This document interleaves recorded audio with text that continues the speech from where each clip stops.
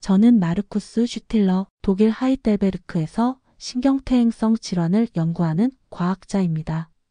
아버지도 제 스승도 파킨슨병으로 천천히 무너졌습니다. 그래서 저는 이 병의 실마리를 찾기 위해 전 세계를 돌고 있었습니다. 그런데 제 연구를 바꾼 건 논문도 실험도 아닌 한국의 한 작은 병실에서 만난 노인이었습니다. 그 노인의 손은 매일 아침 자기 자신을 깨우는 데서 하루를 시작했습니다. 숟가락도 펜도 자식의 손도. 그 손은 더 이상 제대로 잡을 수 없었습니다. 하지만 그 손으로 쓴 편지 한 장이 제 삶을 완전히 바꿔놓았습니다. 마르쿠스 박사님께 매일 아침 제 손은 저를 다시 일으켜야 할 대상이 됩니다. 예전엔 이 손으로 아내의 머리칼을 넘기고 아이의 손을 꼭 쥐었고 붓을 들어 달을 그리곤 했습니다. 지금은 이 손이 저를 가장 많이 울립니다. 가장 괴로운 건 이 병이 저를 아프게 하는 것이 아니라 제 가족을 천천히 낯선 사람으로 만든다는 겁니다. 그들이 나를 이해하지 못할 때 저는 말 대신 손으로 이해를 구하고 싶었습니다. 그래서 이렇게 떨리는 손으로 마지막 편지를 씁니다. 당신의 연구가 언젠가 누군가의 손을 돌려주는 일이 되길 바랍니다. 그리고 만약 그 첫걸음이 저라는 낡은 손에서 시작된다면 기꺼이 내어드리겠습니다. 감사합니다. 그리고 부디 끝까지 버텨주세요. 익명의 환자, 서울 강북 어느 병실에서. 마르쿠스는 그 편지를 병실 복도 끝 햇빛 드는 작은 의자에 앉아 조용히 그리고 여러 번 읽었습니다. 제 손이 저를 가장 많이 울립니다. 그 문장을 읽을 때마다 그는 자신의 실험실 벽에 붙은 수치들과 그래프 너머의 사람을 처음으로 떠올렸습니다. 다음 날 마르쿠스는 서울의 한 의공학 스타트업을 찾아갑니다. 그곳엔 손떨림을 감지하고 반응을 보정해주는 국산 스마트워치 기술이 개발 중이었습니다. 그는 말했습니다. 당신들의 기술을 논문에 올릴 생각 없습니다. 다만 단 한 명의 손이라도 멈출 수 있다면 그걸로 충분합니다.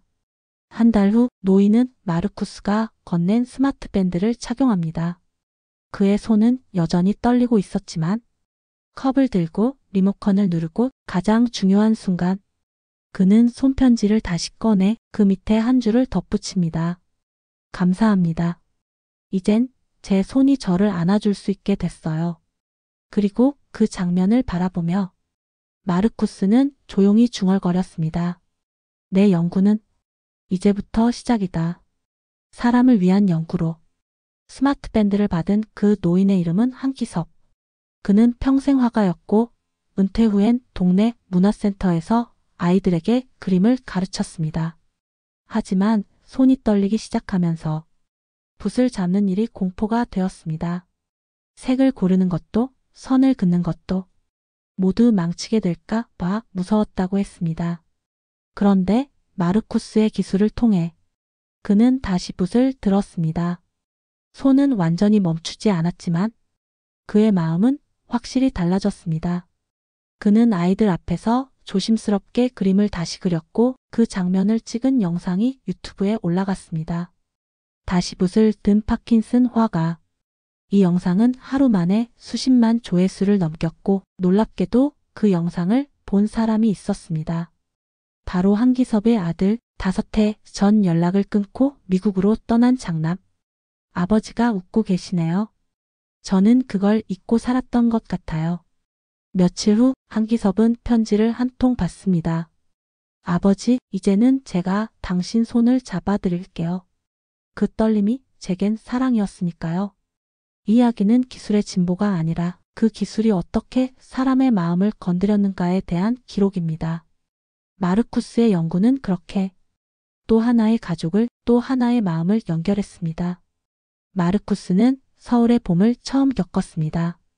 벚꽃이 흐드러지게 피던 날 그는 한기섭과 함께 병원 옥상에 앉아 있었습니다. 기섭은 말없이 하늘을 올려다보다 그에게 한마디 했습니다.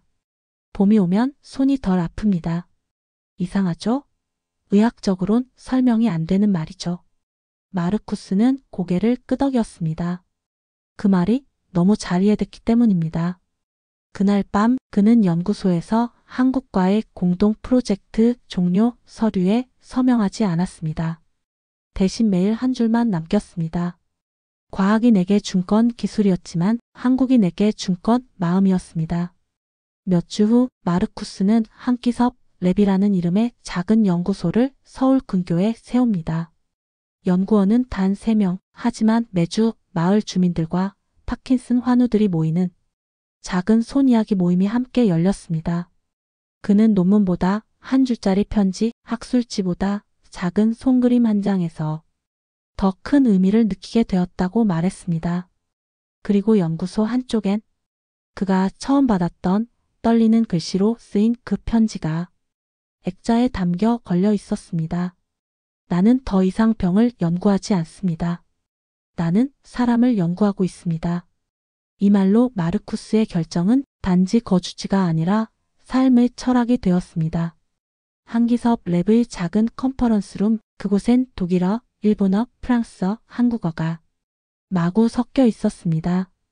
세계 각국의 젊은 연구자들이 마르쿠스의 손떨림 완화 기술을 배우기 위해 한국으로 찾아온 것이었죠. 그중 가장 조용한 한 사람, 마리아 벨로, 프랑스 출신의 생체신경공학 전공자. 그녀는 대부분의 시간 말없이 노트를 써내려갔습니다. 마르쿠스는 어느 날 그녀에게 조심스레 물었습니다. 무언가 불편하신가요? 그녀는 고개를 저으며 노트를 내밀었습니다. 제 아버지가 한 손으로 바이올린을 켜시다. 연주를 멈췄습니다. 저는 그 손을 다시 무대에 올리고 싶어요. 그 순간 마르쿠스는 그 편지를 떠올렸습니다. 그 떨리는 손으로 쓰여졌던 한국 노인의 마지막 편지. 그는 말했습니다. 그럼 우리 그 손을 위해 다시 시작해볼까요? 마리아는 한기섭 랩에서 6개월간 머물며 마르쿠스와 함께 바이올린 연주자 맞춤형 보정 밴드를 개발합니다. 이 기술은 후에 프랑스 국립음대의 협력 요청을 이끌어냅니다. 프랑스로 돌아가던 날 마리아는 마르쿠스에게 작은 상자를 건넵니다. 그 안엔 그녀의 아버지가 파킨슨 증상 전 마지막으로 연주했던 바이올린 현악기 조각이 들어 있었습니다. 이건 이제 당신 연구의 일부예요. 기술은 언어를 타지 않지만 공감은 마음을 먼저 닿게 합니다. 한기섭 랩은 이제 전 세계의 손을 그리고 마음을 연결하는 감정 기반 신경재활 플랫폼으로 성장하고 있습니다. 공연장에 앉은 마르쿠스는 처음으로 연구자가 아닌 관객의 자리에 앉아 있었습니다. 프랑스 파리 국립음악원 작은 초청 공연의 타이틀은 단 한 줄이었습니다. 나는 다시 연주합니다. 조명이 꺼지고 무대 한가운데 한 사람이 등장했습니다. 그녀의 이름은 마리아 벨로의 아버지 앙드레 벨로, 68세 바이올리니스트. 손목엔 얇은 회색 밴드 하나가 감겨 있었고 그 손끝은 아직도 약간은 떨리고 있었지만 그는 고개를 숙이고 연주를 시작했습니다.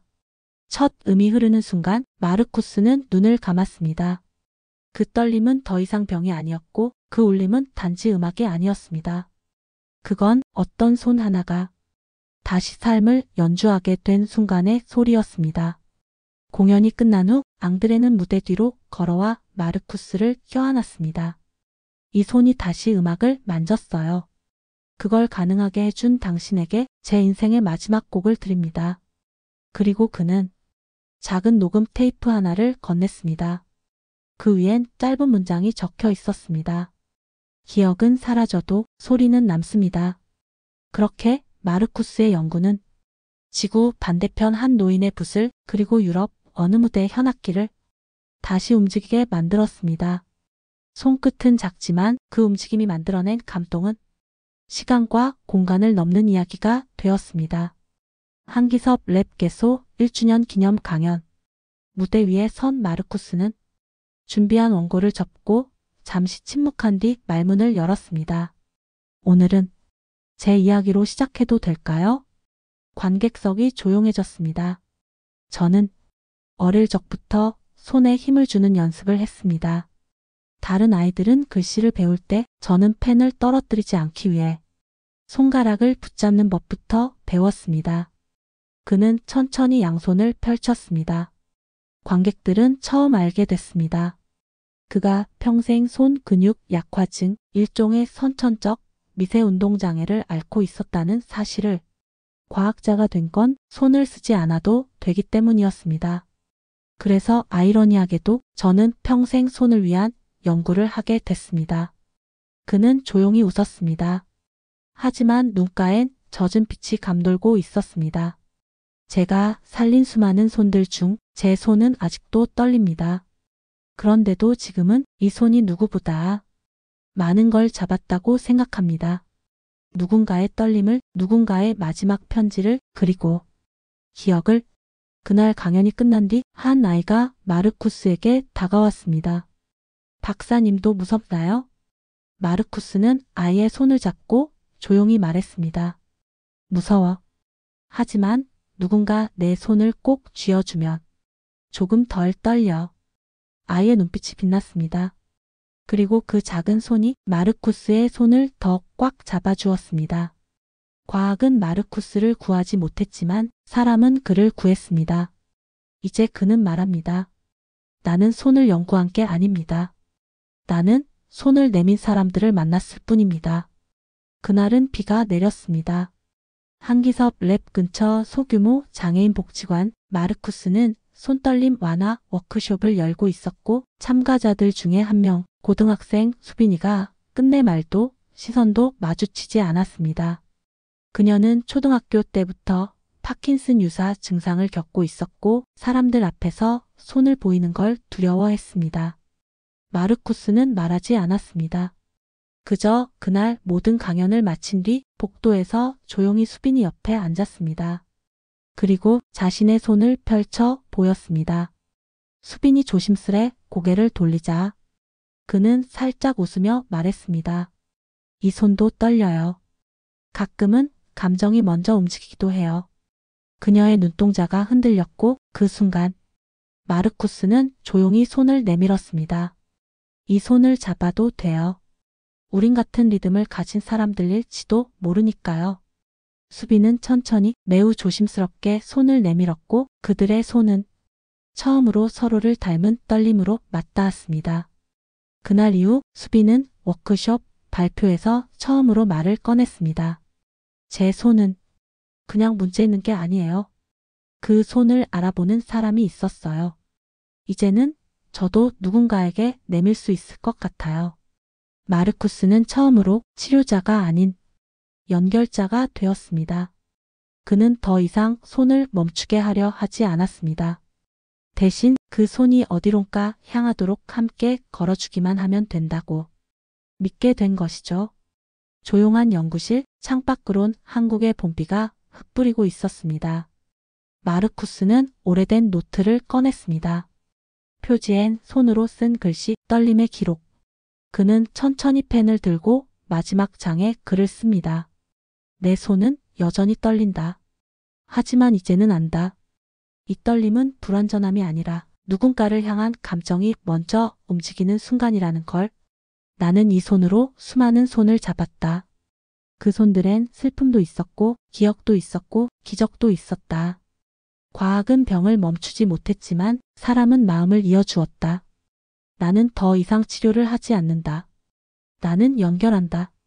손을, 기억을, 떨림을. 그는 펜을 내려놓고 노트를 조심스럽게 덮었습니다. 잠시 후 한 아이가 문을 두드립니다. 박사님, 새로운 친구가 있어요. 말을 잘 안 해요. 손이 조금 많이 떨려요. 마르쿠스는 조용히 웃으며 일어납니다. 좋아요. 그럼 그 친구의 떨림도 기록해 볼까요? 이야기는 끝나지 않습니다. 누군가가 떨리는 손으로 또 다른 손을 찾아내는 한 기록은 계속됩니다.